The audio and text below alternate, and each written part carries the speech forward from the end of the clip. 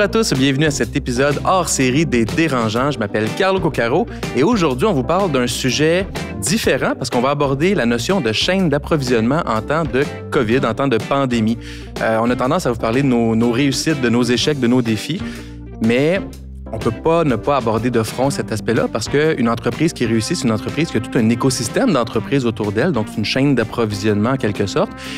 Et c'est de ça dont on va parler aujourd'hui, mais c'est un épisode spécial aussi parce qu'un épisode où on peut entendre la douce voix de Marie-Claude Duquette du groupe Triton, c'est toujours un épisode spécial. Marie-Claude, merci d'être là. Merci pour l'introduction, Carlo. Ça fait plaisir. Et c'est un épisode spécial aussi parce qu'on a la chance de compter sur notre expert en résidence, Benoît Marcoux, qui est notre conseiller expert services internationaux chez Desjardins. Benoît, merci d'être là. Bonjour. Dis-moi, Benoît, commençons en disant qu'est-ce que tu fais exactement chez Desjardins pour aider les entrepreneurs? Je travaille dans l'équipe de services internationaux, donc c'est des services aux entreprises. On accompagne des entreprises de toutes les tailles, donc au niveau des opérations internationales, la gestion des risques aussi qui vont autour de ça, et même l'accompagnement à l'étranger via nos partenaires pour vraiment encadrer complètement leurs transactions, puis essayer de réduire les risques autant que possible et de profiter des opportunités, évidemment. Oui, parce qu'on l'a vécu comme entrepreneur, là, des risques puis des retombées négatives rapides. On a vécu ça au mois de mars. Le but de l'épisode d'aujourd'hui, c'est de mieux comprendre l'impact de la pandémie sur la chaîne d'approvisionnement pour mieux prévenir puis surtout réduire les impacts négatifs ou même trouver des impacts positifs s'il y en a. Fait que c'est ça qu'on va faire aujourd'hui ensemble. Avant, partons sur c'est quoi la chaîne d'approvisionnement, juste au moins pour qu'on ait tous une définition commune là, de ce que c'est. Bien, la version simple de la chaîne d'approvisionnement, dans le fond, c'est partir d'une matière première jusqu'à un produit fini qui est dans les mains d'un consommateur. Donc ça, c'est une chaîne d'approvisionnement.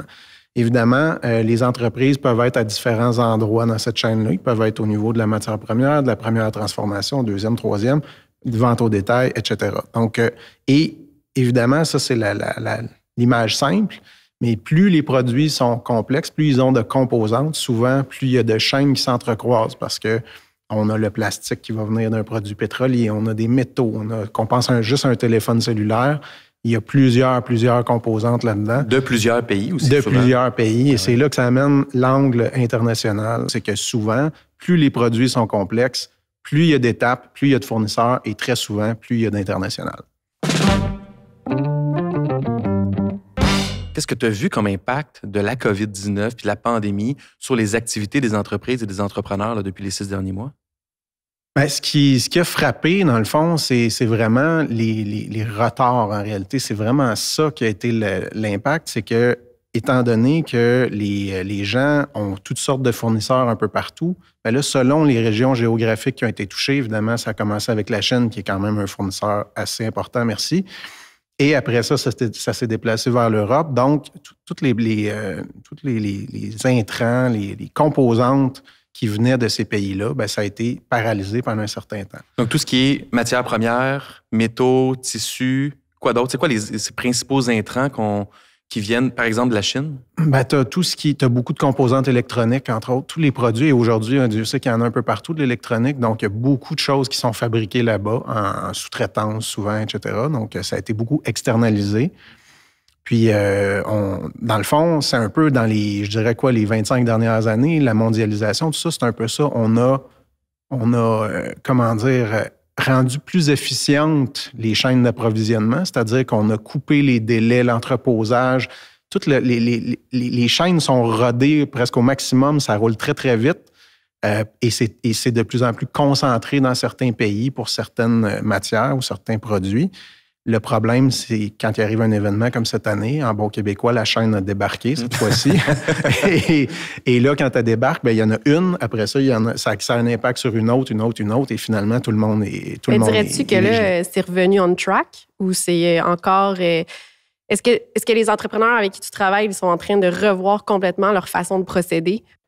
Il y a une partie qui est de retour définitivement. Tu sais, il y a eu un gel complet pendant quelques semaines où toutes les entreprises ont été de toute façon arrêtées pour leurs propres employés, souvent. Mais il y a eu une grosse différence entre les voyages des gens et le voyage des marchandises. En général, les marchandises ont pu continuer à transiter entre les États-Unis, ici, un peu partout. Ça n'a pas été trop affecté. C'est surtout des retards.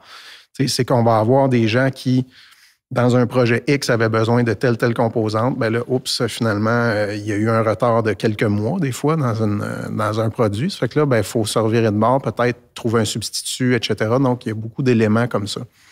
Ce que ça a créé, ces retards-là aussi, le gros impact, puis c'est là peut-être que ça a fait que ça pouvait faire le plus mal, c'est les liquidités. Parce que les entreprises, il y en a qui payent leur stock d'avance, par exemple. Donc, si j'ai payé d'avance, j'ai commandé, puis qu'au lieu de l'avoir cette semaine, je l'ai dans 2 mois et demi. Il absorbe le montant. Je supporte ce montant-là pendant 2 mois et demi. Donc, ça fait mal. Et ça, c'est les liquidités, c'est essentiellement, c'est le nerf de la guerre. C'est le système sanguin, c'est l'oxygénation de l'entreprise elle-même. Oui. Alors, dès que ça a commencé à figer comme ça, c'est un chronomètre qui est parti. Là. Pour les entreprises, ça veut dire, OK, je vais manquer de liquidité quand? Ah oui, hein. Et là, à ce moment-là, c'est ça qu'il fallait calculer. Et honnêtement, la réaction des gouvernements et tout ça était quand même bonne, rapide. Je pense qu'on a réussi dans la plupart des cas, à éviter aller chercher des prêts puis aller chercher, ouais. On en parlait tout à l'heure, c'était en mars qu'on l'a surtout vécu au Québec, mais en fait, ça venait de la Chine. Déjà en décembre, on parlait du coronavirus en Chine. Moi, j'étais en France en janvier, puis il y avait des décès déjà vers la fin janvier en France.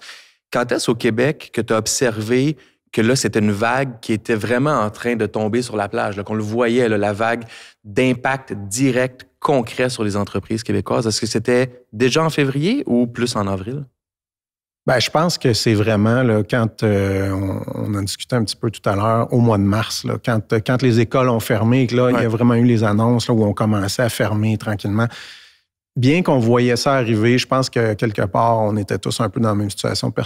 On dirait qu'on n'y croyait pas, je sais pas. C'est un peu comme si on était au-dessus de ça. Oui, c'est ça. C'est trop gros. Je pense que c'est trop gros, c'est trop distant. On a un peu l'impression que c'est irréel. Puis finalement, c'est quand c'est arrivé que là, les gens se sont réveillés en disant « Oh, OK, là, on me recommande c'est je barre la porte et je ne peux plus produire. » Donc là, ça a vraiment frappé dur. Et à ce moment-là, bien, c'est sûr, la première chose à faire, justement, c'était de se revirer de bord. Premièrement, il y a eu peut-être 2 semaines, je dirais, où là, c'était s'occuper des employés, des personnes, la sécurité des gens. Vous vous rappelez, les plexiglas, tout ça au début, là, c'est toute une tâche de sécuriser les lieux. Ça fait que ça a été la première étape.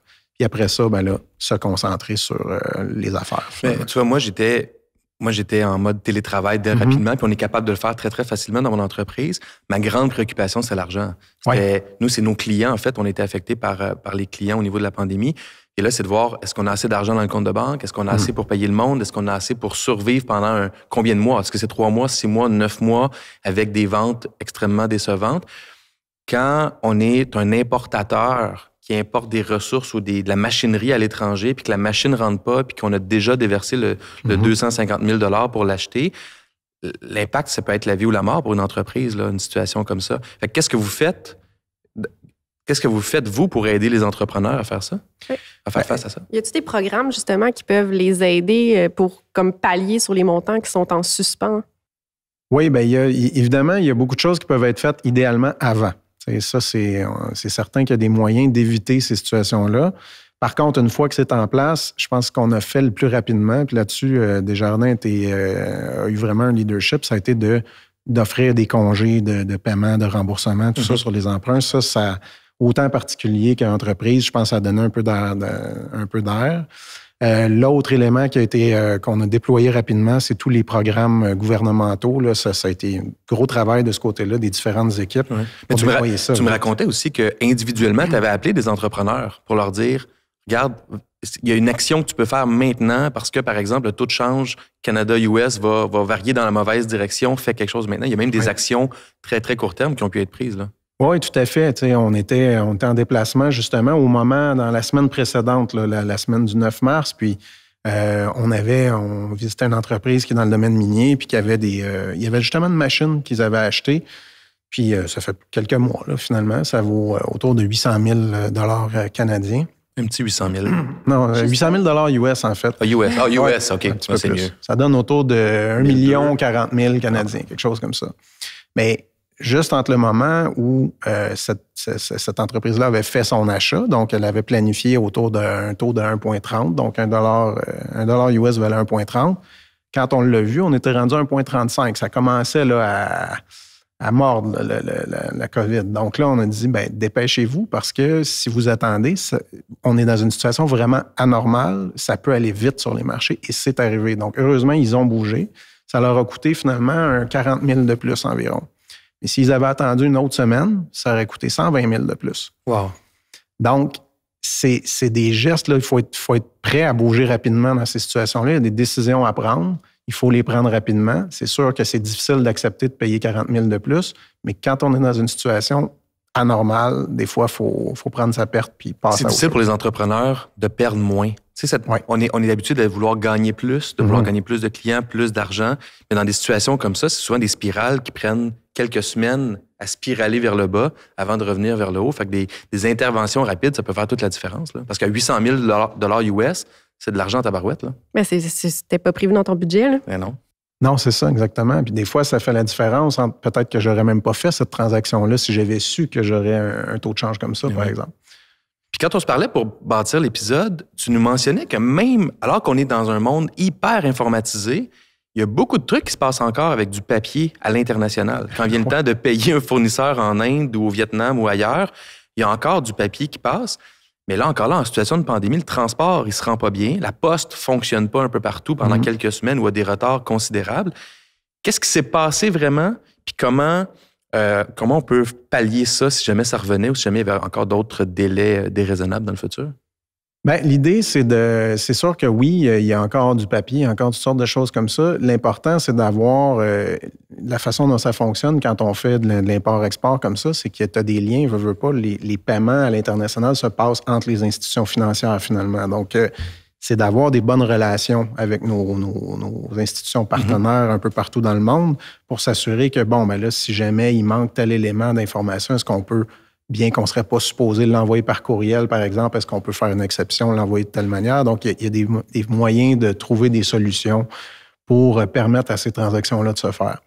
Ce qu'on met en place d'habitude au niveau des paiements, justement, c'est un peu ce qu'on veut faire, c'est de mettre en place des outils qui permettent aux gens de ne payer que dans certaines conditions. Comme quoi? Bien, on pense à on appelle ça du crédit documentaire, des lettres de crédit. C'est un outil qui dit, par exemple, si toi, tu es mon fournisseur, tu demeures en Chine, par exemple, puis tu me vends une pièce d'auto. 1,3 million. 1,3 million, parfait, c'est accepté. Donc, on s'entend. US. À ce moment-là, ça commence à être cher. Mais tu vas t'entendre sur des conditions qui vont être préalables, c'est-à-dire des documents que tu vas devoir fournir pour que, dans notre cas, Desjardins paye ta banque à l'étranger. On a vu ça avec les masques, les fameux masques. On sait que cette année, ça a été quand même assez en demande. Oui, la business roulait bien de ce côté-là. Mais on a eu plein d'entreprises qui ont eu des deals potentiels, des opportunités qui voulaient regarder. Mais là, est-ce que c'était les bons masques, les fameux N95 que tout le monde s'arrachait? Là, tout à coup, il y a quelqu'un qui dit « Oui, moi, j'en ai pour 6 millions US, je t'envoie ça, là, mais il faut que tu me payes d'avance. » C'est une bonne question à se poser. Si c'est un bon fournisseur qu'on connaît bien, qu'on est habitué, peut-être. Mais si c'est quelqu'un avec lequel on n'a pas trop d'affinité, tout ça, on n'est pas certain, c'est très risqué comme décision. Regarde, je vais poser une question concrète. Je suis un entrepreneur, je vois une opportunité d'affaires d'aller chercher des masques à l'étranger et d'aider le monde au Québec. Je me fais offrir 5 millions de valeur de masques. Puis là, je me dis, OK, comment est-ce que je peux réaliser cette transaction-là puis pas me faire avoir, puis en même temps avoir mes masques de qualité. Quand j'appelle Desjardins, je fais quoi? Je demande quoi? Comment ça marche, ces étapes-là? Tu pourrais t'entendre avec ton fournisseur justement pour utiliser ce type d'outil-là. Et là, dans la lettre, dans le compte, ce qui devient l'outil de paiement, c'est que c'est écrit que toi, tu veux recevoir la preuve du port. Tu pourrais exiger, et c'est ce que certains de nos clients ont fait, exiger un test indépendant. Okay. Donc, une certification que ce qu'il y a bien dans les boîtes, c'est des bons masques qui ont été testés selon X critères que tu peux mettre. Ouais. Et tu vois, dans l'exemple que je prenais, la personne là-bas a refusé de soumettre le stock à un test indépendant. Donc, la transaction n'a pas été faite et probablement que c'est une très bonne chose. Parce que sinon, le paiement aurait été fait et finalement, les masques qui sont arrivés, c'était pas ce qui était attendu. Ça coûte cher des services comme ça parce que comme entrepreneur, encore là, souvent, on voit ça comme une façon de ne pas faire de pertes ou de se protéger. Puis les entrepreneurs veulent faire des gains. Fait que c'est un peu comme Ou ça vaut la peine à partir de quel montant faire une procédure comme ça? Bien, c'est sûr que tu vois ça rarement pour des faibles montants là, de quelques milliers de dollars, mais mettons à partir d'un, je sais pas, peut-être un 30 000 ou quelque chose comme ça peut devenir intéressant. On parle de coûts assez faibles quand même. Là, c'est de l'ordre de autour peut-être entre 1 et 2 là, quelque chose comme ça en général. Okay. Donc, ça va dans ces eaux-là. Ça fait que quand tu regardes le risque de faire un paiement complet et de perdre 100 ben c'est pas un prix si cher à payer pour te protéger. Non, c'est ça. Puis ça se repasse bien au client aussi dans le prix de vente. Ce 1 à 2 %-là, c'est pas exagéré non plus. Là. Non, c'est ça. C'est quoi les attentes qu'on doit avoir d'une institution financière? Parce que souvent, quand je pense à moi, j'étais avec Desjardins, je suis très heureux, mais historiquement, j'avais un compte de banque, je faisais mes paiements, j'encaissais mes chèques, marge de crédit, des fois des prêts. On ne pense pas à tous ces autres services-là. Fait que comment un entrepreneur qui nous écoute ou qui a des plans d'aller importer des ressources à l'étranger ou de travailler avec une chaîne d'approvisionnement un peu plus complexe, comment est-ce qu'il peut compter? Quels sont les services qu'une bonne institution financière peut offrir à cet entrepreneur-là? Bien, chez nous, je vais parler pour Desjardins, mais dans le fond, nous, ce qu'on offre, c'est premièrement, on a des spécialistes dans toutes les régions. Tous les centres d'affaires Desjardins ont accès à un spécialiste des services internationaux qui est dédié à leur région. Donc, si, par exemple, pour ton entreprise, tu veux rencontrer quelqu'un, c'est faisable. Donc là, l'idée après ça, c'est de s'asseoir ensemble puis de poser des questions. Tu sais, par exemple, si on avait la rencontre, bien, je te demanderais, c'est quoi tes projets? Est-ce que tu as un projet bien défini? Est-ce qu'il y a des pays où tu veux aller? Et là, on va commencer à regarder ensemble, OK, quels sont les enjeux? Parce que... Même à l'étape de la planification, là, oui, vous pouvez intervenir. Là. Oui, tout à fait. Puis on a des partenaires aussi à l'externe. Il y a toutes sortes il y a tout un écosystème qu'il faut connaître quand on fait de l'international. Puis nous, on les connaît. Donc, on peut des fois même vous mettre en relation avec des gens qui ne sont pas chez Desjardins. On a aussi des gens, nous, on a un partenariat qui nous donne accès à des gens qui couvrent 52 pays dans le monde. Donc, on a des gens sur place là-bas qui peuvent faire du démarchage, trouver des clients, trouver des fournisseurs, des distributeurs, des sites d'acquisition, toutes sortes de choses. Donc, c'est intéressant. Puis moi, je suis le premier à être juste hyper optimiste, puis à m'emballer pour des projets, puis à me dire ça va marcher, c'est sûr, puis de créer un lien avec l'humain, avoir confiance. Mais des fois, on a besoin d'un reality check. Parce que en plus, quand on parle international, on parle d'autres cultures aussi. Là. On est complètement ailleurs. Là. Fait qu'ils ne gèrent pas les choses de la même façon que nous, on est habitués de les faire. Fait que d'avoir un partenaire là, à ce sens-là, c'est super important. Ouais, c'est ça. Puis toi, ta chaîne d'approvisionnement est principalement au Québec ou elle est à l'étranger? Ben moi, c'est principalement au Québec, puis un peu les États-Unis, un peu l'Europe, un peu la Chine, mais vraiment pas. Puis je sais pas, c'est utopique. On parle d'international, puis moi, je suis un peu comme une idéaliste en me disant que tout peut se faire au Canada, puis je pousse tout au Canada. Puis ça l'a vraiment joué pour moi à ce niveau-là, parce que j'ai des clients qui faisaient faire, mettons, leur boîte en Chine. Ils m'ont appelé, ils ont dit, ben, je peux pas avoir mes boîtes. Finalement, ils se sont rendus compte qu'il n'y avait pas vraiment d'écart de prix. Pour vrai? Oui, parce que quand justement, tu sais, parce que dans la fabrication, là, je rentre plus dans mon domaine technique, là, mais dans une fabrication d'une boîte, là, il y a plusieurs éléments, d'une étiquette. Mais plus tous tes éléments ils arrivent à la même place, il y a beaucoup moins de transport. Le transport, c'est un facteur là, qui est immense. Fait que selon ton volume d'achat, je ne dis pas si tu commandes comme du 200, 300, 400, 500 000, mais quand tu es dans du petit volume, prioriser le Québec, il y a plein d'options super intéressantes. Mais effectivement, quand même, on était... Tu sais, des fois, j'ai des choses qui viennent des États-Unis. Là, avec les douanes, on a eu quand même des problèmes. Les transporteurs avaient de la misère, ils n'étaient pas capables de garantir. C'est qu'on n'avait pas de garantie. Fait que ça devrait être cette date-là si tout le monde respecte leurs engagements. Puis ça emmenait vraiment un stress. Puis là, les gens me disent, mais puis, non. Non, c'est pas arrivé, mais je t'ai fait un suivi. Fait que ça a demandé beaucoup, beaucoup plus de travail, je trouve, par rapport au suivi constant qu'on devait faire sur tous les travaux. Fait que pour le même nombre de ventes que j'aurais fait le mois d'avant, c'est beaucoup plus de travail. J'ai vu beaucoup de résilience là, dans les derniers mois, avec les gens quand même s'adaptent. Mais ça, c'est intéressant, la résilience, Benoît. Quelles entreprises s'en sont mieux sorties, selon toi? Parce qu'on est tous passés à travers la même affaire, le même contexte social et sanitaire. Lesquelles, dans ton expérience, ont réussi à s'en sortir sans trop de problèmes ou même en performant bien? Bien, il y a une première étape, je te dirais, tout le monde n'a pas été touché de façon égale au départ. C'est sûr qu'il y a des domaines qui ont été même favorisés par ce qui est arrivé.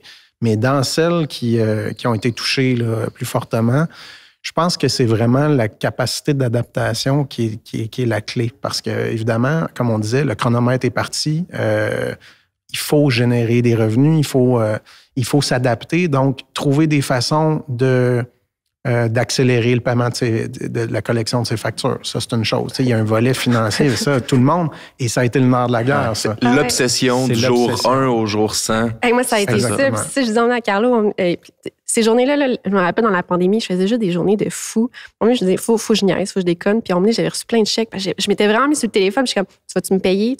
Puis, j'ai appelé mes fournisseurs. Je vais te payer maintenant 45. C'est correct avec toi? Puis, je leur annonçais. C'était pas une surprise. Puis là, j'avais reçu plein de chèques, puis j'avais mis comme la chanson, genre, I need $1, puis je dansais sur les bureaux tout seul, parce que j'étais vraiment toute seule au bureau. Puis j'étais comme, tu sais, c'est là que tu dis, cash is king, là. C'était vraiment ça. Mais tu le dis en plus, le lien que tu as avec tes fournisseurs et tes clients est très bon. Puis ça t'a sûrement aidé aussi dans les premières journées à gérer ça. Excessivement. Oui. Fait que des entreprises qui créent des bons liens, des liens solides, humains, à mon avis, en tout cas des liens solides. Parce que, tu sais, c'est ça, j'étais une plus petite entreprise, fait que mon pouvoir d'achat, des fois, est un peu plus bas qu'une grande entreprise. Mais j'ai tellement des bons liens. Mais t'es tellement sympathique. C'est ça. Tu peux pas résister. Tu sais, Benoît, il te connaît pas depuis longtemps, puis il peut pas résister. Je suis déjà en train de faire un chèque. Fait que la qualité des relations t'a aidé. Puis, donc, on parle de résilience, puis on parle de rebondir. Donc, être habitué à revoir, à évoluer puis à transformer ces opérations. Ces entreprises-là, tu sens qu'ils ont ça dans leur ADN, mais on réussit justement à rebondir plus facilement. Oui, l'adaptation, dans le fond, c'est un muscle qui s'entraîne. Hein. C'est sûr que si on fait toujours la même chose de la même façon depuis des années, puis qu'on remet jamais en question comment on fonctionne, puis là, arrive un événement comme ça, puis on dit à tout le monde, OK, on se réinvente, on est créatif, il y a des chances que ça ne se produise pas. Donc, les organisations où est-ce que régulièrement, les gens sont impliqués et comment en fait, ce qu'on voit, c'est un peu des pratiques d'affaires qui étaient là avant, qui te préparaient finalement à un événement comme ça. Donc, les gens qui avaient mis en place des équipes où est-ce qu'ils repensent les processus ensemble, les gens sont impliqués. Quand on arrive dans ça, c'est juste un autre défi comme celui de la semaine d'avant. Il est plus gros, mais c'en est un. On est habitué de dealer avec ça. Alors que si on n'est pas habitué de dealer avec ça, c'est plus difficile. L'autre élément, dans les pratiques d'affaires, bien, on parlait tantôt, mais c'est sûr que les gens qui avaient des finances en ordre, qui étaient mieux organisés, qui avaient des bonnes relations avec leurs fournisseurs, c'est important aussi. Donc, ça leur facilitait la tâche. Puis ceux qui avaient géré, dans le fond, ceux qui avaient géré les risques qui sont gérables. On parle les risques de taux de change, on en a parlé tantôt, les risques de paiement. Quand on est coincé avec tous ces risques-là en situation de crise, on n'a pas le temps de travailler sur autre chose. Là, on passe son temps à stresser, à essayer de faire des démarches, tandis que il y a peut-être des opportunités intéressantes qui se dessinaient devant soi, mais là, on n'a pas le temps de s'en occuper parce qu'on est focusé sur éteindre les feux. Alors, c'est tellement vrai parce qu'on a vu la pandémie a accéléré des tendances qui étaient déjà là, principalement technologiques, que on l'a vu s'il y a un milieu dans lequel, moi j'œuvre en éducation, s'il y a un milieu qui change pas vite, c'est bien l'éducation, pour plein de bonnes et de mauvaises raisons. L'enseignement à distance au Québec, on n'aurait jamais vu ça avant 2029, une date au hasard, mais une date très éloignée.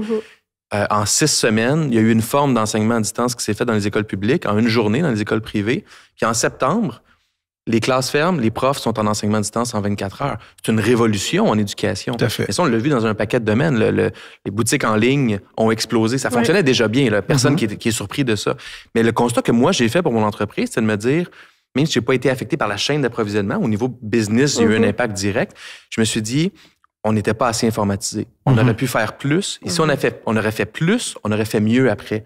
Ça a été une leçon que moi, j'ai tirée. Puis moi, je suis comme un peu fasciné par les tendances macro. Puis j'aurais tendance à dire aux entrepreneurs, puis même de se bâtir un groupe d'entrepreneurs pour dire, hey, c'est quoi qui s'en vient dans 1 an, 5 ans, 10 ans, 20 ans, pour tranquillement préparer ton entreprise. Parce que ces dépenses-là, puis ça devient un investissement que tu vas faire aujourd'hui qui va correspondre à 5-10 % de quelque chose, là, de tes investissements, mais ça va peut-être devenir 100% de ton chiffre d'affaires dans 5 à 10 ans. Mais tu ne peux pas négliger ça parce que tu ne peux pas faire ce switch en 1 minute. Non. Le switch prend du temps. Oui, mais puis tu sais, il y a le avant-COVID, puis il y a la COVID, puis il y a le après-COVID, puis c'est pas vrai que ça va revenir comme c'était avant. Benoît, qu'est-ce que tu penses au niveau justement de la chaîne d'approvisionnement? Est-ce qu'il y a beaucoup d'éléments qui vont changer selon toi, qui vont rester? Parce que là, en ce moment, on a amélioré certains processus. Est-ce qu'il y a des choses qu'on va oublier? On oublie beaucoup. Il y a sûrement des choses qu'on va oublier, c'est de savoir lesquelles. Mais un élément, c'est certain, je pense que les gens vont avoir réalisé, c'est que d'avoir un seul fournisseur pour telle chose, surtout s'il est à l'étranger, c'est un risque en soi. T'sais, d'avoir une possibilité de choisir A, B ou C selon les circonstances, c'est intéressant. Peut-être d'avoir un deuxième fournisseur, il est peut-être un peu plus cher. Tu disais tantôt un fournisseur local. Peut-être le prix légèrement plus élevé. Peut-être pas aller à 100% nécessairement avec ce fournisseur-là, mais peut-être d'y donner un 30, un 40% de sa business. Ça va faire qu'il va rester disponible et quand on aura besoin d'en avoir un peu plus, un, ça nous assure d'un minimum d'approvisionnement et deux, ça nous assure que si jamais on dit, ben écoute, ma quantité, serais-tu capable de la doubler? Peut-être qu'il va dire oui. Au moment où l'autre à l'étranger pourrait être paralysé à nouveau. Parce que là, on est dans... Il y a beaucoup d'incertitudes, puis c'est difficile de répondre à la question. C'est une bonne question. Oui, mais c'est super large, je sais plus, parce que j'essaie des fois d'imaginer le futur. De juste revoir comment est-ce qu'on peut être meilleur, puis meilleur plus vite. Ouais. Mais l'achat local, on pourrait finir l'épisode là-dessus, parce que l'achat local, c'est un mantra qu'on entend parler partout, parce que logiquement, si les Québécois investissent au Québec et les Canadiens investissent au Canada, mais c'est tout l'écosystème économique qui est gagnant. En chaîne d'approvisionnement, l'achat local est plus compliqué parce qu'on parle plus d'un écosystème local qu'il faut mettre en place. Puis l'entrepreneur ne peut pas le mettre en place. Tu sais, toi, Marc-Claude, tu ne peux pas bâtir une imprimerie demain matin. Tu as besoin d'un groupe d'entreprises et d'entrepreneurs qui se mettent en place. Est-ce que c'est réaliste de se dire, de se donner un défi d'entrepreneur puis même de société pour se dire, bien, prenons justement ton conseil d'aller chercher des entrepreneurs locaux pour leur offrir un 10, 20, 30, 40% de nos achats ou en tout cas de nos activités, mais de le faire dans un contexte où ça prend du maillage, ça prend cette interrelation-là où tout le monde comprend que tout le monde en bénéficie, puis de mettre les meilleures pratiques en place, parce que la main-d'œuvre est quand même moins chère à l'étranger dans bien des cas. Donc, ça passe par probablement la technologie. Est-ce que c'est réaliste de se dire, comme entrepreneur ou comme grappe technologique ou comme grappe industrielle, essayons de mettre ça en place pour les prochaines années. Comme ça, on sera un peu plus paré pour la prochaine pandémie ou le prochain tremblement de terre qu'on vivra. Écoute, c'est une question qui est large parce que ça implique des décisions, comme tu dis, qui dépassent une seule entreprise dans certains cas. Tu sais, il y a des industries ou appelons ça des chaînes d'approvisionnement ou des produits où est-ce qu'on est capable, parce qu'on est capable de produire de A à Z au Québec, mais il y a des éléments qu'on n'a pas ici. Tu sais, si on parle, mettons, dans le textile, du coton au Québec, il n'en pousse pas. Là. Donc, il y a des secteurs où on est forcé d'aller à l'étranger. Par contre, ce qu'on peut faire, c'est de favoriser les entreprises qui vont faire la transformation ici. Donc, de mettre l'accent. Puis c'est souvent là qu'il y a le plus de valeur, d'ailleurs, parce que la matière première, c'est souvent pas là qu'il y a la valeur la plus importante dans un produit fini. C'est souvent la transformation. Donc, d'avoir des groupes qui font de la transformation ici, puis de regarder aussi, peut-être au niveau des sièges sociaux, quand on fait affaire avec quelqu'un, où est le siège social, même si une partie de la transformation est faite à l'étranger, tout ça, bien déjà, au moins d'avoir les centres décisionnels qui sont ici, ça fait travailler des gens ici, ça crée de l'activité économique. Puis c'est plus facile quand on disait d'avoir une relation, de dire, écoute, il y a des chances qu'on soit un peu plus favorisé quand on est du même coin du monde que quand c'est un client qui arrive de l'autre bout du monde. Donc ça, c'est des beaux avantages. Puis une bonne relation avec ses partenaires de la première heure, comme notre institution financière, ça fait un monde de différence parce qu'on vous offrait, en tout cas chez Desjardins, des services que je n'aurais pas pensé qui étaient offerts pour justement aider les entreprises et les entrepreneurs à réduire les risques potentiels. En temps de pandémie, mais au quotidien, de toute façon, vous faites ça. Oui, c'est ça, tout à fait. Tout à fait. Benoît, merci beaucoup. Merci à toi. Marc-Claude, merci beaucoup. De livrer les attentes. Hein? J'avais dit que l'épisode serait spécial. Il a été spécial grâce à ta présence. Ça me fait plaisir, Carlo. Et vous, à la maison, ou dans votre voiture, ou au travail, ou que vous écoutez cet épisode-là, sachez qu'il a aussi été filmé. Donc, vous pouvez voir nos jolis minois à la caméra aussi. Et il y a un deuxième épisode qu'on a tourné aussi dans cette série, hors série-là, sur la gouvernance. Puis on parlait de résilience d'entreprise, puis d'innovation. Je pense que d'avoir des bons conseils pour les entrepreneurs en termes de gouvernance peut juste aider dans cette voie-là aussi. Alors à bientôt tout le monde, à la prochaine.